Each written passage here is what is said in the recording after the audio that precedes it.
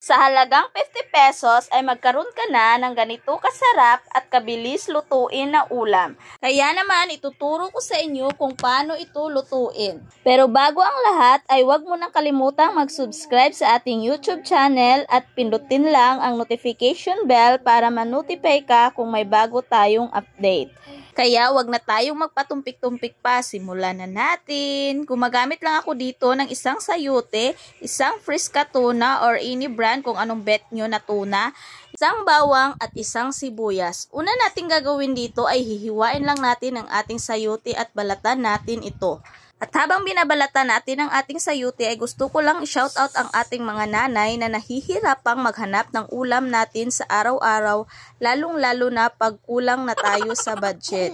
Kaya naman ang video ito ay para sa iyo para makakuha ka ng idea kung paano natin lutuin ang ating masarap na ulam. Naabot kaya at hassle-free pa, madaling lutuin. Wow! At shoutout na rin ako sa ating kalutong bahay na si Joe Fox watching from Davao City. Thank you for watching, sir.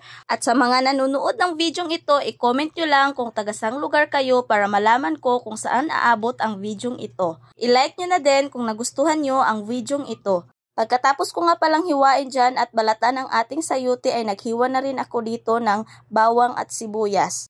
At isutin na natin ito sa ating kawali. Hintayin lang natin ito hanggang sa magkulay brown na at ilagay na natin ang ating sayote. Sunod na rin natin ang ating Frisca tuna at maglagay lang tayo dito ng kaunting tubig. Halu-haluin lang itong mabuti at lagyan ng kaunting asin. Tapos isimmer lang natin ito ng ilang minuto at hintayin maluto at ready to serve na. Ayan, sa halagang 50 pesos ay makakain na ng masarap ang ating buong pamilya. Kaya ano pang hinihintay mo, i-share mo ang video ito para magka-idea rin ang iba ng tipid ulam recipe at huwag kalimutang i-comment sa baba ng yummy recipe.